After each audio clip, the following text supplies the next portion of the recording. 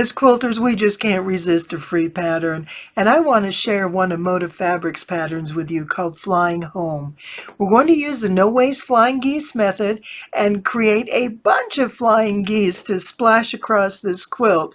I'm Louise from Inspired Quilting by Louise, and this is great fun. It's such a design opportunity putting this quilt together, but most importantly, I want to share some tips and tricks about working with triangles, matching those corners, not to lose your points, and how to put together a beautiful quilt. So let's go ahead and get started. I want to show this to you.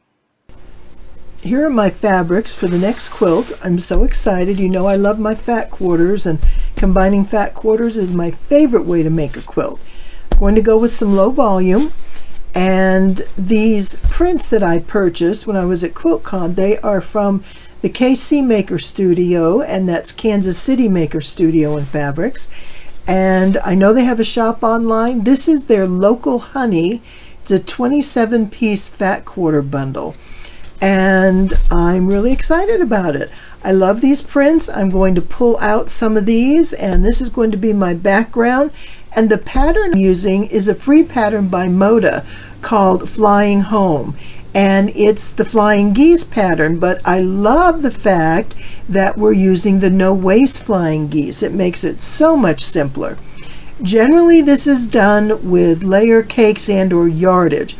I'm going to do it in fat quarters, and I'll show you that conversion, how that works for me, and still leaves me some extra bits of my fat quarters to throw into a scrap pile or two and move on to some other options with these fabrics. I love using multiple fabrics in lots of different quilts. It's just fun for me to look at a quilt. Oh, there's that one, there's that one. You know, we kind of become best friends and we visit each other in different quilts. I know it's crazy, but we're going to go with some low volume. These are by Art Gallery Fabrics. It's a combination of two different collections. Soften the Volume. Okay, so Soften the Volume is the fabric, but it's also their collection Vert, V-E-R-T, which is a green fusion collection. What they do generally, I think about at least once a year, is they'll take a particular color and reprint some of their most popular prints in that color, and you can buy that bundle in that particular color with those prints. And I love doing that because it's a great way to get a collection of a particular color that you can use together in multiple prints, and I just really like that. That's going to work terrific for this one today. And so I need to have 20 different fabrics for my geese. Now you can go scrappy or you can go more repetitive. That's entirely up to you, but I'm going to follow the pattern. I don't always do that, but I really like how this one turned out, and so that's where I'm going to go, except for the part that I'm using fat quarters instead of layer cakes and yardage. That's still following the pattern, right? I think it is. So let me go ahead and pull out the 20 I want to use.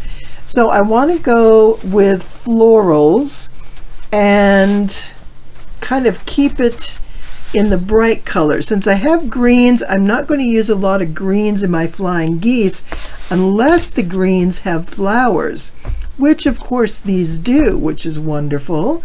So I'm just going to pull out all the different flowers in the various colors and then narrow down to where I'm going to be. So these are all greens. There's some floral and some more. Oh, these are, let's see, I hope I'm not getting off the screen. I think we can see all this. So we've got some corals and some of this, and ooh, some gold. That'll be fun. We have some pinks and some more golds.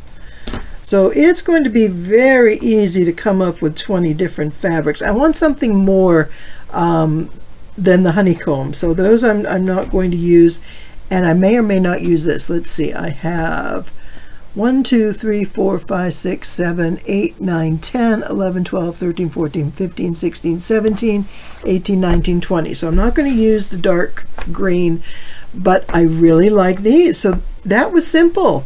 Just go through and pull the florals that I want.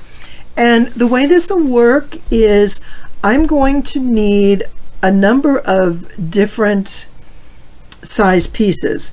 So the primary square of my flying geese in the no waste flying geese method requires a 9 1/4 inch piece of fabric.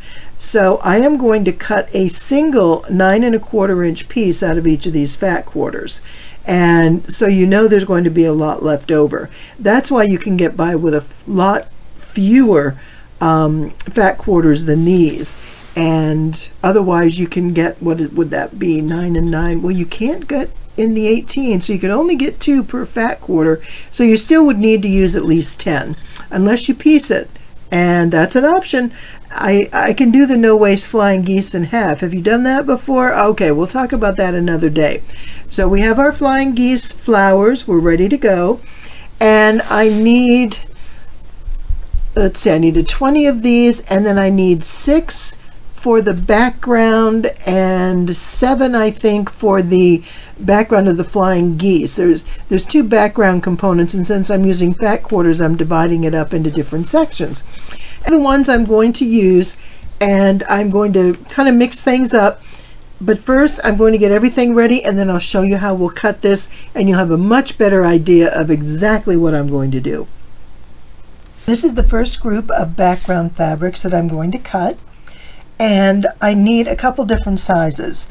I'm going to cut some 5-inch squares and then some larger rectangles. So first I'm going to cut my 5, because I can cut that right off the bottom. I'll cut a 5-inch strip, and then I'll come back after and cross cut them into the individual squares. So we have that one. Whoops, missed a thread there. Looks like I missed a couple of them. Okay. So I have my 5. Let's get this straightened out. And the next thing I need are rectangles that measure 8.5 by 12.5.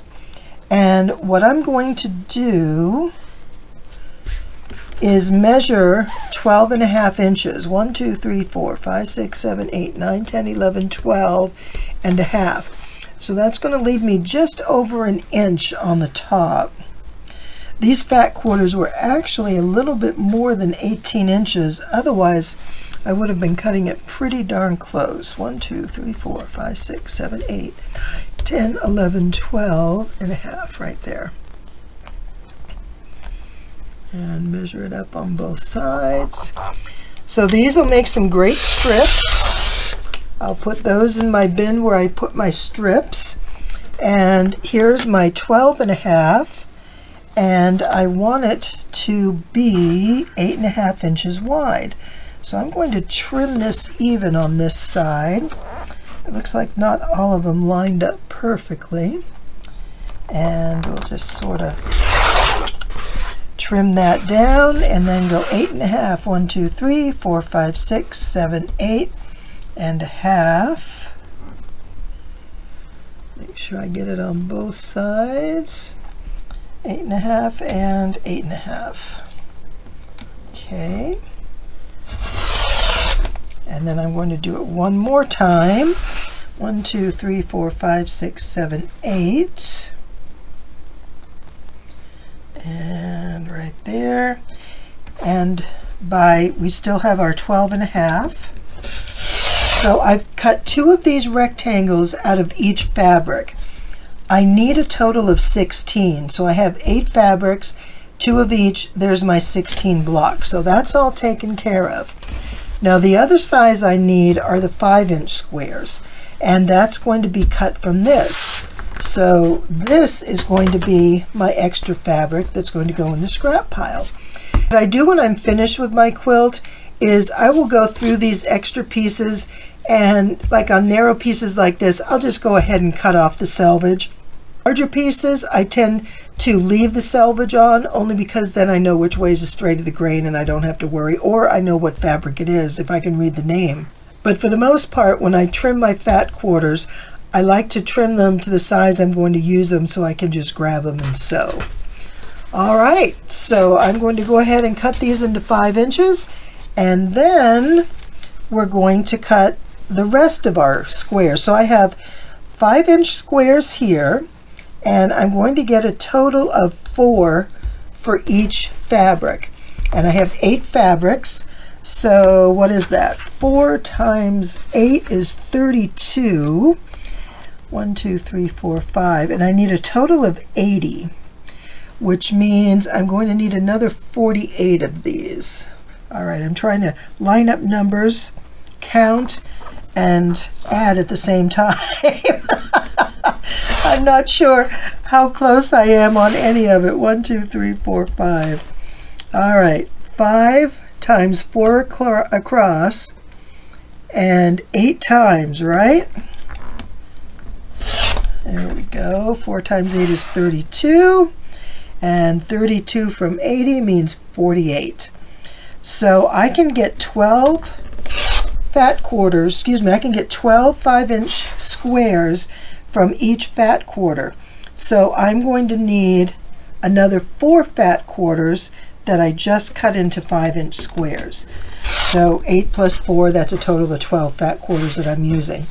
Now this is all really teeny tiny. I mean, there's not even a 1/2 inch. So I'm just going to throw all that away.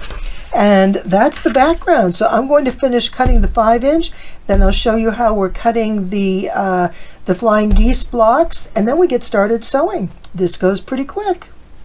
To make my flying geese blocks, I need 9 1/4 inch squares, and I'm making a total of 80. I get 4 per unit, so I'm going to cut 20 of these, which is why I have 20 pieces of fabric, and I'm going to cut it at 9 1/4.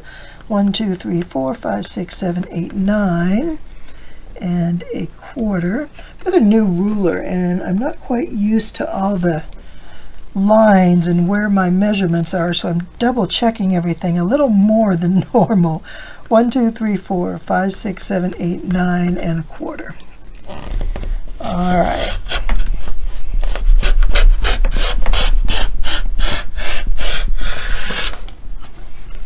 Make sure I get all the way through.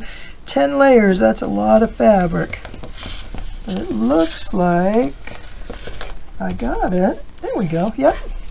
All right, so I'm going to come back and cross cut this in a minute. Actually, you know what? I'm going to do it right now. Let me cut it. I'll get 9 1/4 that way. And let me get 9 1/4 this way. 1, 2, 3, 4, 5, 6, 7, 8, 9 1/4. And there we go. Okay. So these are my 10 squares that I need for this quilt. So I have a 9 1/4 inch stack of blocks that are just going to be extra fabric, and I'll put it away just like that. And let me set this over here. Out of this though, I'm going to cut my 5-inch squares. I'm not using it for this quilt, but while I have this out, I want to cut some 5-inch squares so I have it, because this is great scrappy fabric and will be perfect for a quilt with lots of colors and fabrics. So I have my 5-inch, and then I have another piece that's probably a good 3.5 inches for strip quilts. And I can cut it to 2.5 for jelly roll, or cut it into smaller blocks. So this works out really well when I can use a lot of fat quarters in one quilt, take out what I need, but then I have these extra pieces. Because if my fat quarters stay intact in one 18 by 20 inch block, I'm not going to use it. I'm less apt to cut it. If I've already cut it into sub sizes that can then be used for a particular quilt, I'm more apt to grab it and go. So that's why I take the time to do this. Now let me go ahead and start putting some blocks together and show you what this will look like. With all my fabrics cut, it's time to create my flying geese blocks. And these are done with the no waste flying geese method. That means we pre-cut pieces, we sew them together, cut them apart, put them back together and sew them, and we have this great beautiful flying geese with 3 perfect corners and no waste fabric, which is fantastic. There are a lot of other ways to do it, but I find this is the most efficient and actually very accurate. I seldom have to do much trimming on my finished blocks when I use this method. So the first thing we do is each block or each set of flying geese, which we're going to make 4 out of each square, will have 1 9 1/4 inch square and then 4 5-inch. And you want to make sure all 4 are the same fabric, because they're going to match up around the flying geese, and we don't want to have multiple fabrics, or at least I don't think we do. I prefer to have them the same fabric unless you're going totally scrappy. But if you mix up the fabrics around the flying geese triangle, then it's going to be more scrappy and you're probably not going to see the pattern itself. So that's your call. And so what we do is we get ready to sew, and we're going to sew diagonally. Here's an example of the finished piece of the first step. So I'm going to draw a diagonal line on each of my 4 5-inch squares. I'm going to place the first one in one corner, and I'm going to sew 1/4 inch from that seam, or excuse me, from that drawn line there. And you can see here I have my line and then my 1/4 inch seam on each side. But I'm only going to sew to about 2/3 of the way down. I find I don't have to pin these. If it's easier for you to pin on each side, that's fine.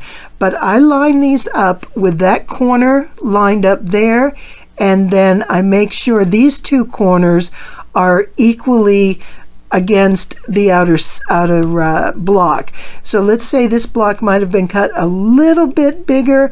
I might have a little bit of an overhang, but whatever I do, I want it to be equal on both sides. That's going to keep my block square.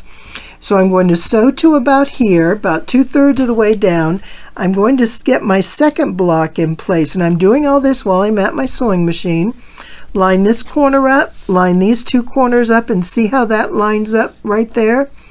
Now, as I'm sewing, I don't want to have this on top, because my presser foot could potentially roll that over and sew it, and I have to tear it out. Don't want to do that. So I will sew to here, I'll place this down and lift that on top. So as I'm sewing my first seam, I'm going to hold that in place. Then I'm going to turn around and come back the other way on the other side. And this is what it'll look like, just like this.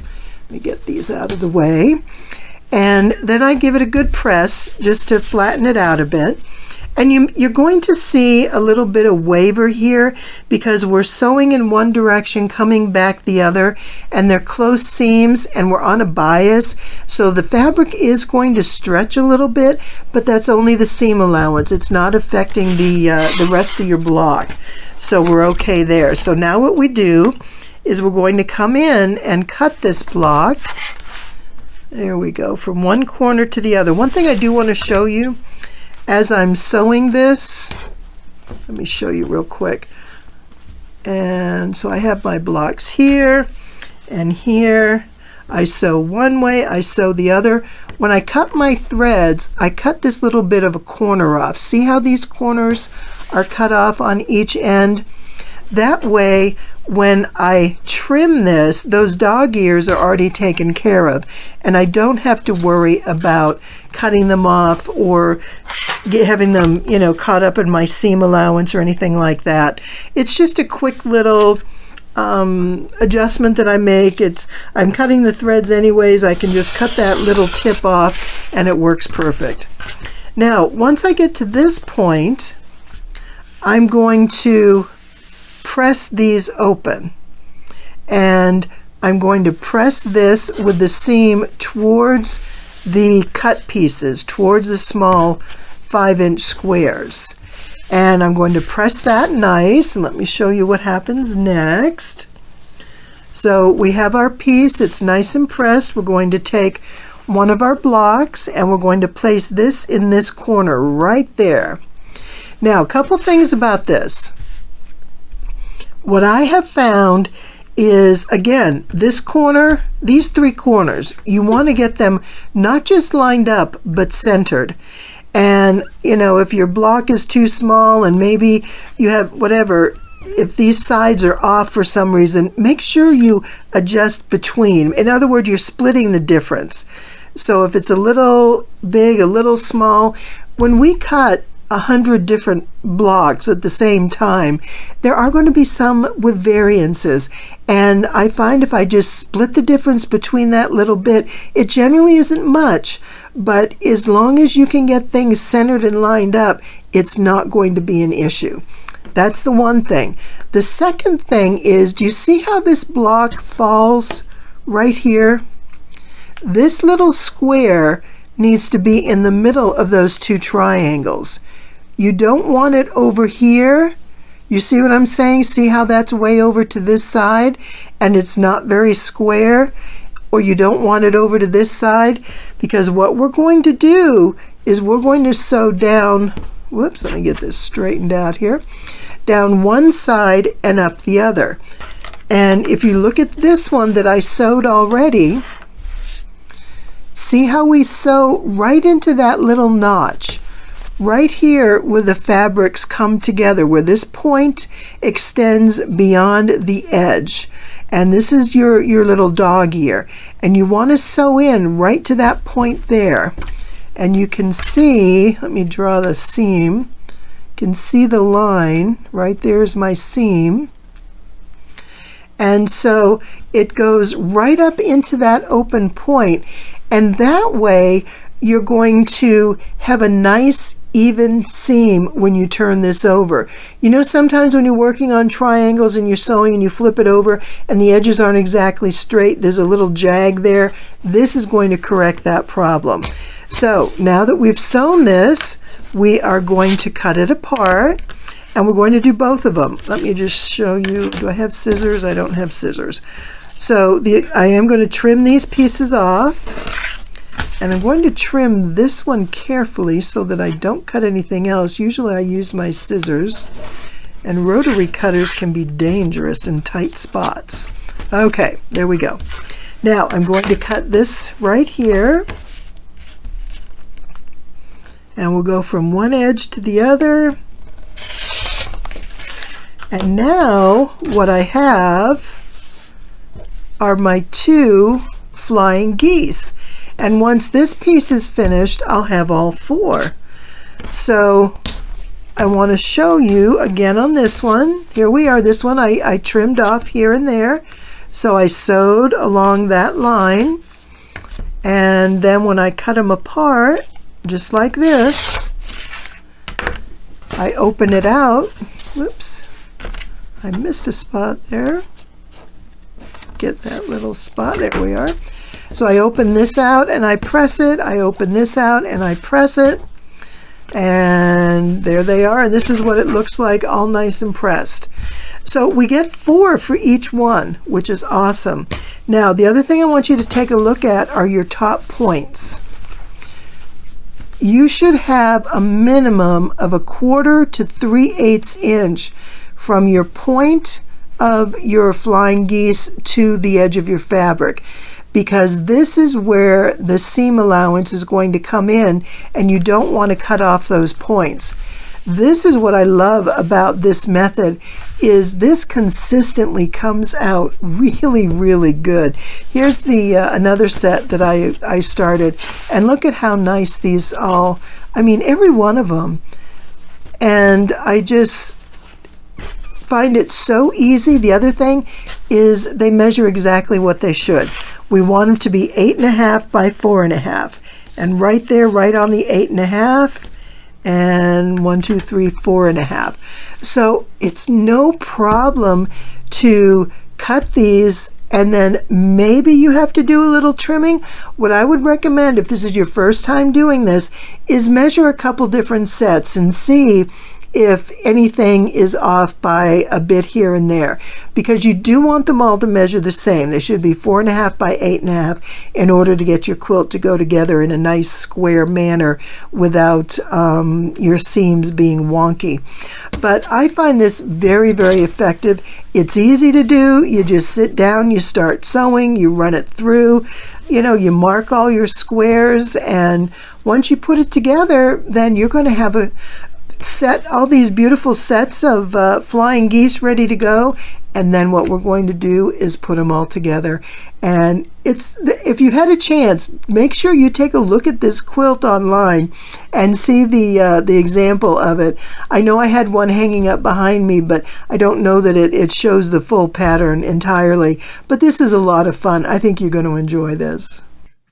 With all the flying geese blocks made and stacked in their appropriate order so we know just how it goes together, I'm going to start sewing these, and I'm going to do it by the strips. There's actually 4 flying geese across and the equivalent of 8 on the vertical on the columns. And what I'm going to do is do each long strip first, and then I'll put the 4 of them together. So let me go ahead and get started. What I did want to show you real quick is you notice I have all 4 of these in one pile of the same fabric. In the larger square that I showed you earlier in the video, all the blocks, all the flying geese blocks are placed the way they're going to be sewn. And we're going to make 4 of those blocks. So I stacked all 4 of each color in the same place so that I can just take off the first layer, sew it, and then that's done. Then I can do the second layer, third and fourth, and then put the final quilt together. So what I'm going to do is I'm going to start with the columns. So it's 4 across by basically 8 down. Even though we have some strips and pieces of different sizes in there, it's still that equivalency. So I'm going to go ahead and sew these vertical strips first, and then we'll put the 4 together. I just think it's going to go together faster for me. No particular rhyme or reason other than I just like to get the bulk of it put together first and then put the larger pieces together at the end. So let me go ahead and grab all the blocks that I need for this particular row. We'll get that done, and then we'll come back and we'll get the others put together, and I'll show you how this block is going to be joined. And then finally, we'll have a quilt. It's going to go really quick. I think you'll love this. Our flying geese are going to be joined with the point facing the base of the previous. So we'll have our point and then the wide width, and then the other one is going to follow in the same manner. And because that's the way it's laid out, I am going to start from the bottom of the quilt, because I want the flying geese point to be on top so I can show you how we're going to sew this portion here. So what we do is we line this up, and we're going to have our 8.5 inches from side to side, and we want to make sure that everything lines in well. It looks like I missed a few of these when I was trimming. I didn't get all of them done. So I do like to remove those points, because otherwise it's too much to press. It creates too much bulk. So I'm just going to sew this right into the center. Now I'm going to be sewing from this side over. So I want to get right to, let me get my marker here. Let's show this so you can see it. I think it's pretty visible, but just to make it easier, especially on the first one. So here's my seam there and there, okay? You can kind of see that. Now what I want to do when I'm sewing, I can sew directly in that little corner, that little cross where the seams meet each other and cross over. But I want to be a couple threads above it towards the seam allowance. That way, when this folds over, then I have a little bit of this fabric that the fold will sort of encompass, so that when this is pressed over, I get the fold, and then I have my point. The point won't get cut off. And that's the big thing whenever you're working with triangles, is you want to keep those points nice and sharp and visible. So let me go ahead and we'll get started. I have my needle in. I've got a nice new needle ready to go. I have my sewing machine set. I've got it set at 2.5 for my stitch length. And you can go up to a 3.0. It depends on what you work on. It's just, I don't like to go too small, because then you can get a lot of bunching your stitches are so small and tight, it pulls the fabric together and cinches it up too much. Make sure you're lined up for your 1/4 inch seam. Your top edges are even. And if it's easier for you, go ahead and put a pin in here. If you've not done a lot of this before and you're a little nervous about keeping it all together, that's absolutely fine.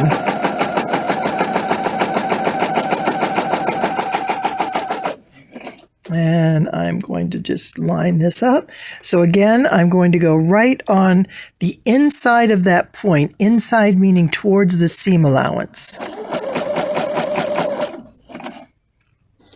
And if that thread or that fabric wants to bunch up, I just kind of push it over with a stiletto or my seam ripper, whatever happens to be handy. And we'll just sew off the other edge.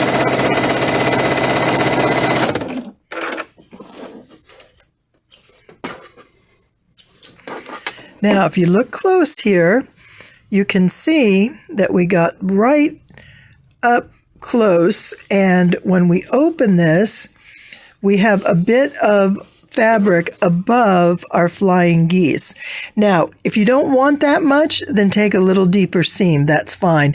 I don't mind having a little bit of fabric there, and I definitely, let's see, yeah, my seam is at about a 1/4 inch, so I'm okay with that. And the other thing, too, is consistency. Whatever you do on one, do it on all of them. So let's go ahead and get the next one on. And we'll do that again. So again, the point is going to line up with the wide base of the previous triangle. So we want to make sure the points are going in the correct direction. And we'll go ahead and line this up. There we go. And I'm going to put a pin in it. And the pin is just to keep it centered so that it doesn't move around. I don't want anything shifting as I'm sewing. All right, so let's go ahead here.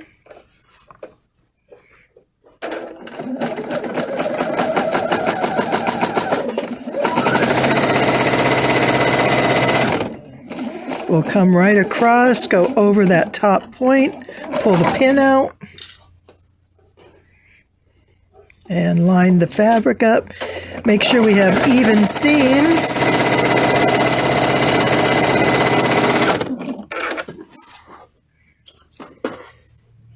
Now, certainly this is something that you can chain piece, and it would go much quicker. I just want to do it this way for demonstration purposes so we can look at each one and see what it is we're doing. Get some thread there. And see, now this one, again, I have a little bit more fabric there, and I'm okay with that. I don't mind. If you don't like that, then you can take a little bit more of a seam. This one is right exactly at 1/4 inch. If you prefer not to have that space, you can do one of two things. You can either move the block, let me get the other one here. You can put the block this way and let it kind of overhang just the littlest bit, or you can just take a larger seam allowance and do it that way. The other thing, when you're assembling your flying geese, remember when we did the 5-inch square on top of the larger square and we sewed a 1/4 inch on either side? If you make that a little bit of a scant 1/4 inch, just a little bit narrower, then this is going to bring that space up. So these are just kind of some minor points along the way. I love making the no waste method. It just works great.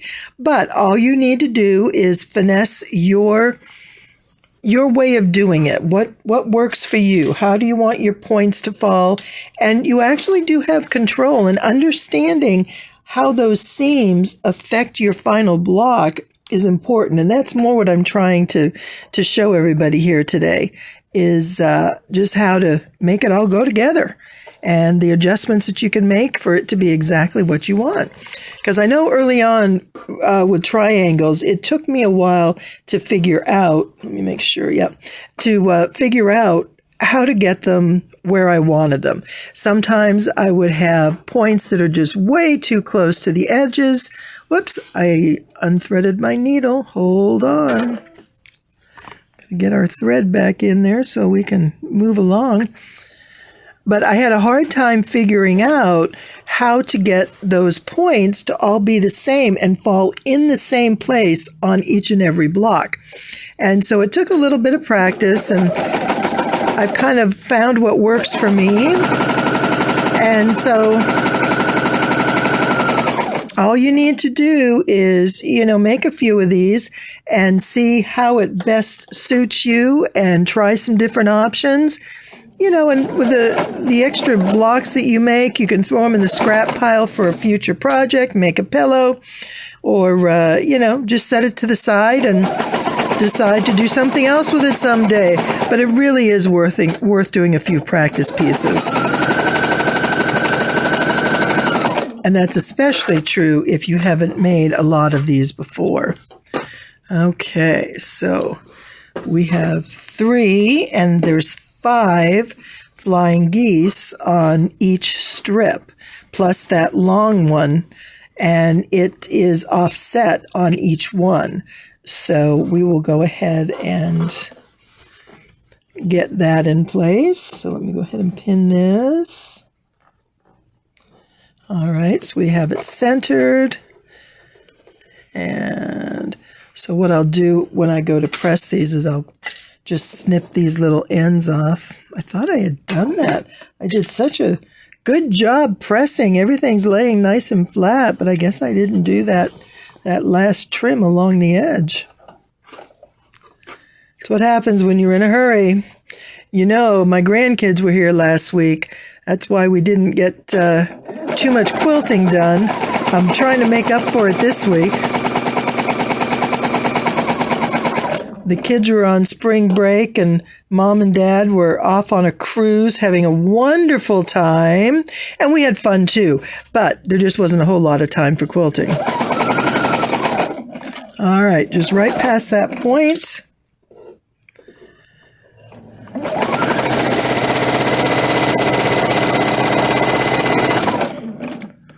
And that's number 4, 1 more to go. Yes, we're fortunate to have some fun little things to do here. We had a trip to the zoo and a trip to the museum, and we just had a good time. So that was really nice. Gotta love spring break. Also gave us a chance to work out in the yard and get some flowers planted. I love flowers in my quilts. You can just imagine how I love flowers in my yard. Okay, so let's get this last block on, and then I'll show you how this is all going to come together. I'll get this pressed. Yeah, we'll talk here in just a minute about how we're going to press it, because when you have thick seams like this where the points come together,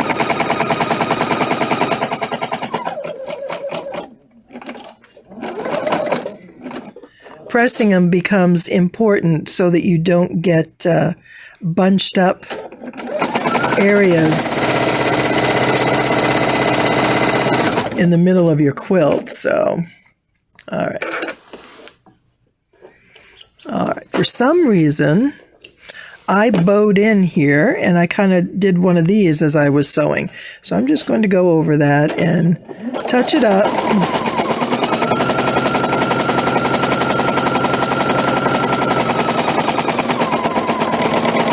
There we go. That's better.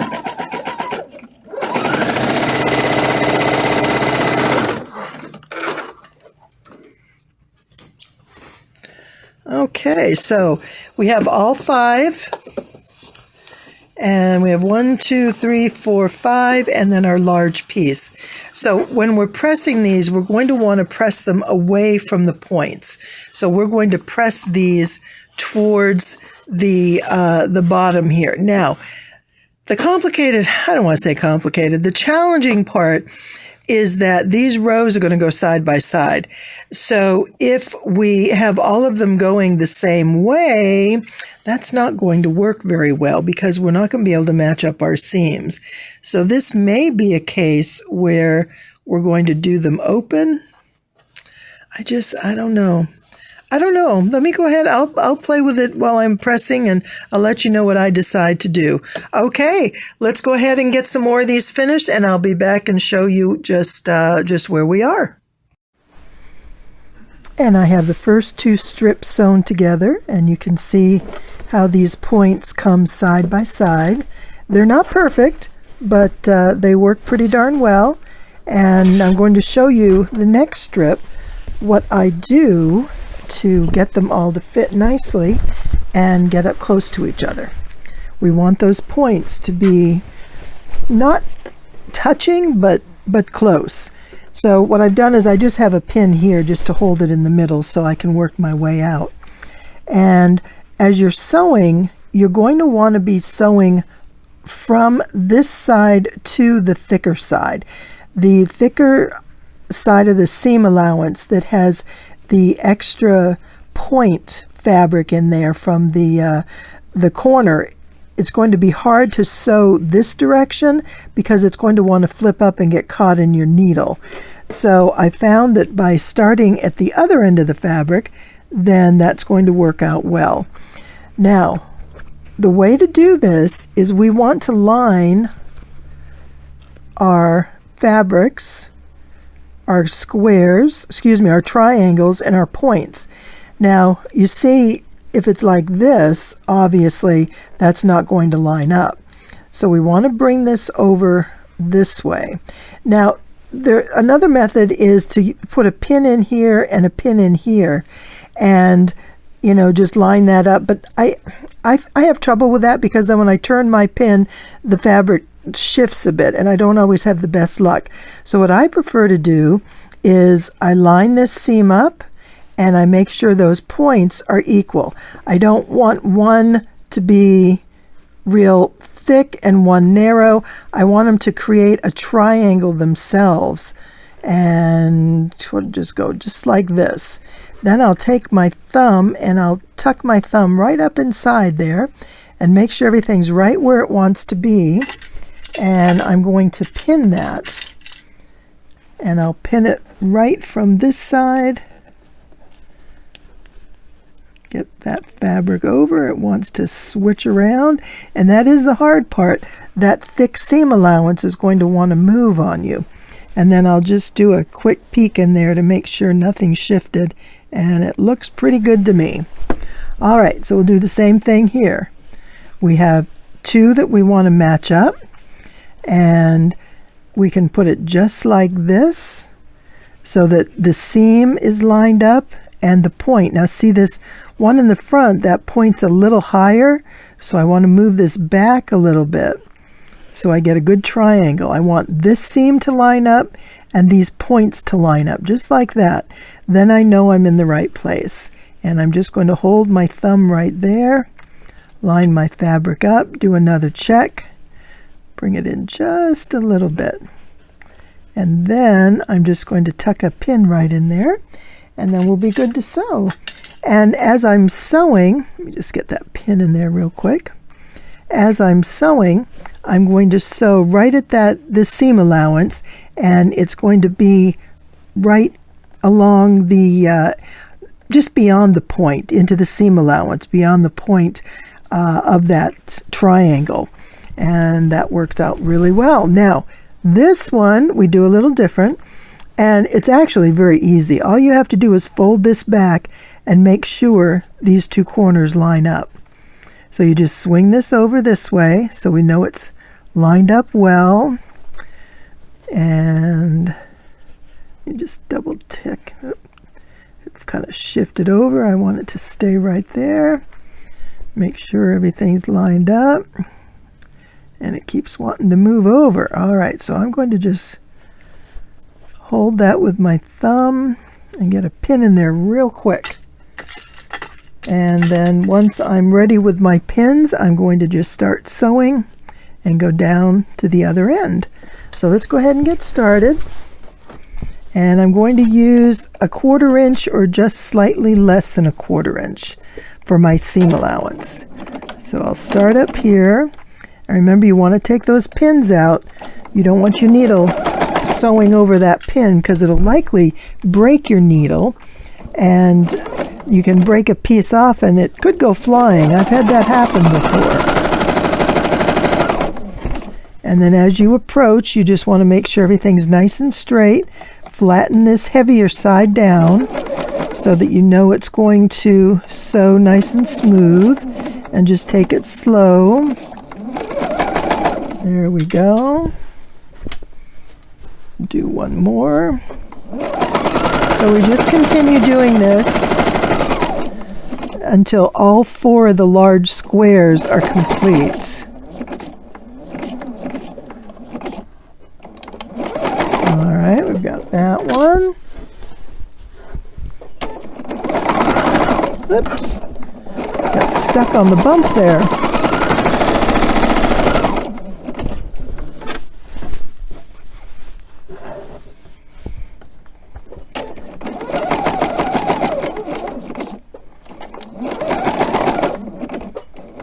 Now this is a nice easy part because we have this 12-inch section that doesn't have any corners we have to worry about.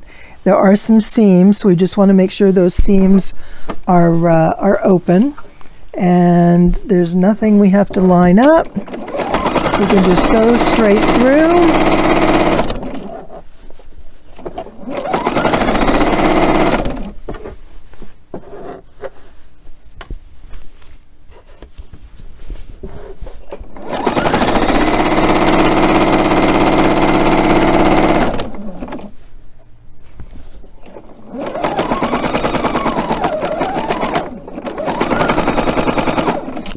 And I have this one pinned already, so we're good to go here.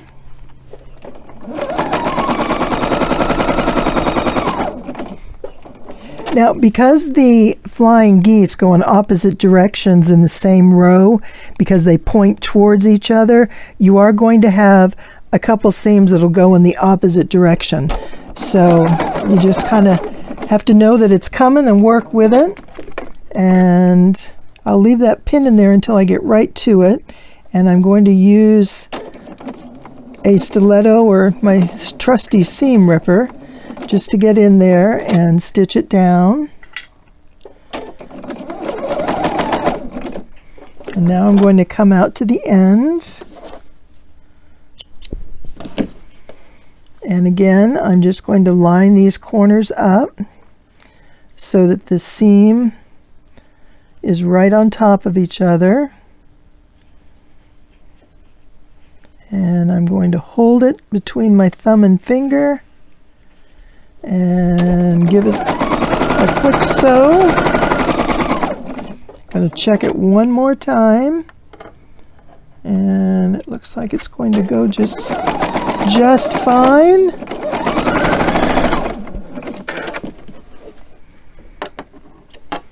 Trim that little piece off. So let's go ahead and open it up and see how we did. Okay, so that lined up well, and this point is within our block, so we didn't cut off the points, and that's the big thing. You just want your points to be visible, and you don't want them, any little snub nose cut off points. Ooh, that almost was, but once I press that nice and flat, it's actually in a good place. And these came out good, and that came out pretty good. So that's how we put it all together. So once all these 4 large squares are completed, then all we have to do is put them together in the same manner, just like we're doing here, and our quilt is finished. So let me finish this up, and I'll show you what it's going to look like. Here are the 4 individual blocks that are completed.